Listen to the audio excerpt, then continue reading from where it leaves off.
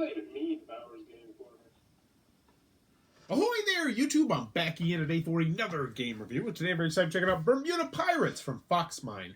This is for 2 to 4 players, ages 7+. It'll take about 20 minutes to play. And in Bermuda Pirates, you're going to be moving your boat all around the board by pushing it from its back, trying to collect 4 different colored crystals and return them to your island. But it's not going to be that easy, because along the way there are going to be spots in the water where your boat is going to crash, and everything on your boat is going to go flying all around the board, because there's going to be magnets on the bottom of the board, and your boat is metal. So kind of interesting, or it does have some metal in it. You know what I'm talking about. Interesting premise for a game, but does it work? Let's open it up. I'll tell you what I think. Alrighty then, we're going to take a look at what's going to get inside of Bermuda Pirates. So first and foremost, we're going to our handy dandy rule booklet. It's about 4 or 5 pages, double-sided, full color, full of pictures, illustrations, examples.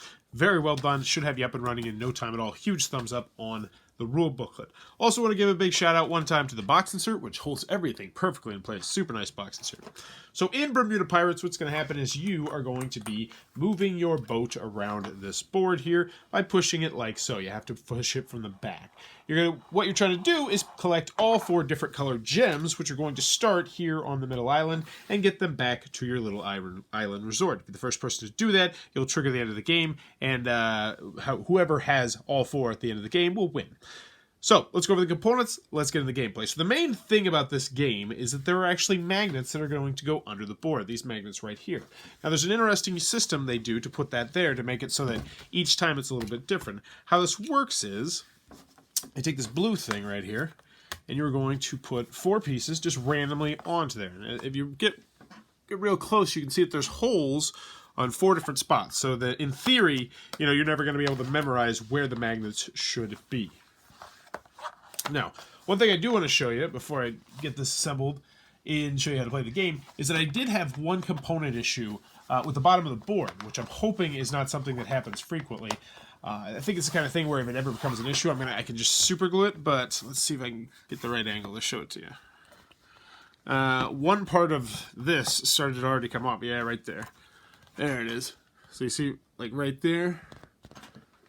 Yeah, so that started to come off just a little bit. It's not a huge deal, but it is what it is. Hopefully that's not something that a lot of people have issues with, and it's not something that's going to impact gameplay, so it's not a huge deal. So we set down the 4 black squares, and now what we're going to do is we're going to line up the 4 blue pegs, which all poked through like so, and then you're going to place the flags out here. And I'm actually going to show you how to set up the game right now, which is not something I typically do, but to show you the bottom of the board, I kind of had to. So you're going to set all 4 flags out, and then you're going to place all the gems into the middle of the island.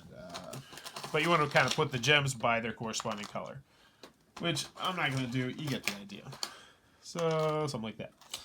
So now, what you're going to do in your turn is really quite simple. You're going to push your little boat, and you're going to attempt to collect the gems. As I said, if you have a red gem, a blue gem, a green gem, and a white gem, you're going to trigger the end of the game, and you're going to be guaranteed to be one of the winners.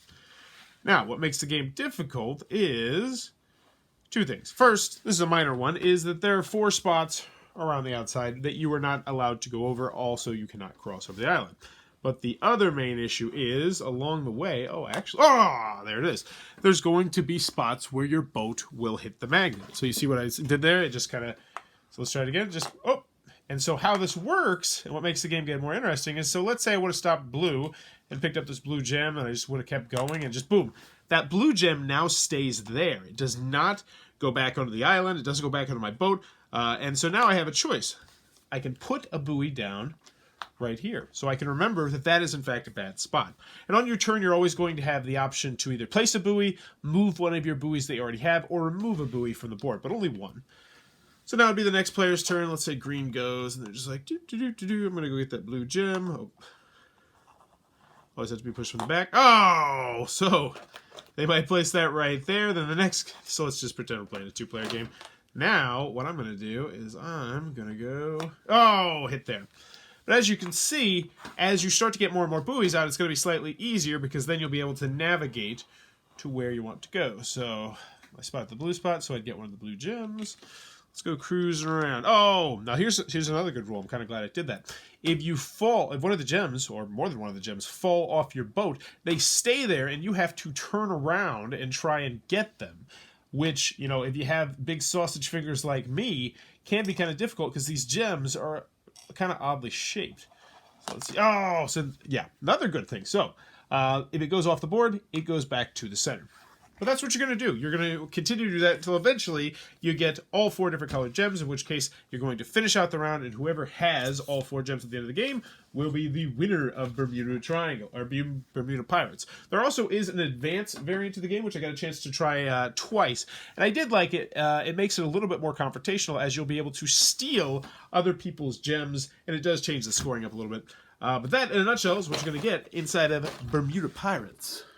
Alrighty then, Bermuda Pirates from Foxmine. What are my final thoughts? Let's go over the pros, let's go over the cons. First on the con side, 2 to 4 players, somewhat restricted player count. I also liked it best at the higher player counts. It just made it more interesting because more gems were getting spread all around the board. But I will say at 4 players, there was a little bit of downtime between turns, because when it's not your turn, yes, you're interested in watching the other person play, but it can take a good length of time to get back to your turn, depending on how careful the other person is as they're doing their movements. So that is something you might want to know. I also felt like there was kind of a really powerful strategy that I figured out that helped me win quite a few games until I stopped doing it because it was kind of lame. And that is that you just go, you get to the island, and then you just go right around the outside of the island. Like, you hug the outside of the island as careful as you can, collect the 4 gems, and then just position your boat so you're aimed at your own island, and then just push forward.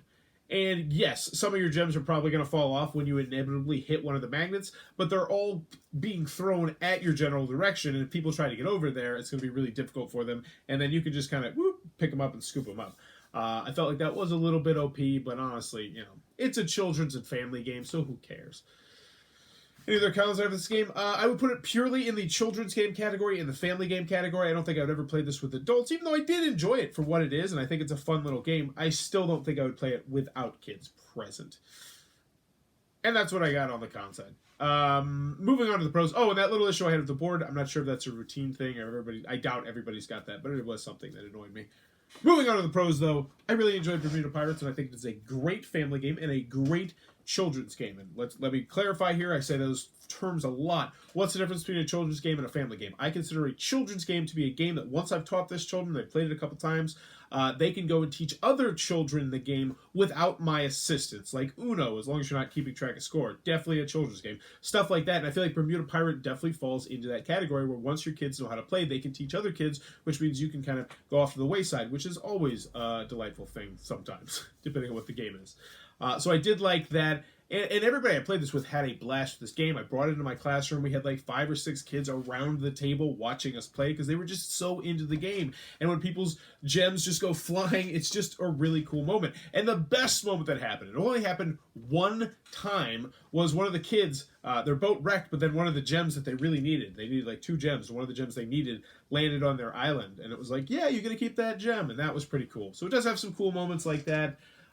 That's another con that I forgot to mention, that is if you have kind of shaky hands, your fine motor skills are definitely going to be put at test with this game, because especially you might set out the buoys, but if you don't set out the buoys in the right spot because of various different reasons, that can be an issue. So if you're playing with kids who have some lacking fine motor skills, you might want to take it easy on them a little bit. But yeah, I really enjoyed Bermuda Pirates. We shot a video, played it with my family. They loved it. My wife loved it. My sons loved it. And in the end, it's a great family game. It's an easy recommendation if you have kids between the age of, I'd say, 4 and 12. Absolutely something you might want to put into your collection. That is Bermuda Pirates from Foxmine Games. Easy recommendation. If you're enjoying what I'm doing, please be sure to click on that subscribe button down below. If you support the channel, click on that little Amazon Associates link down below. Throws a couple of pennies my way. Really does help support the channel. And in the comments below, let me know the Bermuda Triangle. What do you think the deal is? Do you think it's just happenstance, or do you think it's like some sort of evil government or magnets, or what do you think the Bermuda Triangle is? And if you actually know there's a real answer, enlighten me so I can ruin my childhood. Because I used to be all about the Bermuda Triangle when I was a kid. I used to read like books. I used to read like those fantasy books where it'd be like kids lost the Bermuda Triangle and stupid stuff like that. Let me know in the comments below. Bermuda Triangle. What do you think's doing it? For me personally, probably witchcraft. Most definitely witchcraft. Bunch of witches. There's an island of witches. Witch Island. Let me know your thoughts in the comments below, though. And as always, thanks for your time. I did play with my 3-year-old. No, I didn't. No, I did not. So 4 and 12. Let me know in the comments below if you have socks that have holes in them. That was a terrible question. Let's redo that. I don't edit, but if I did right here, actually I could edit. Let's go ahead and edit this right now.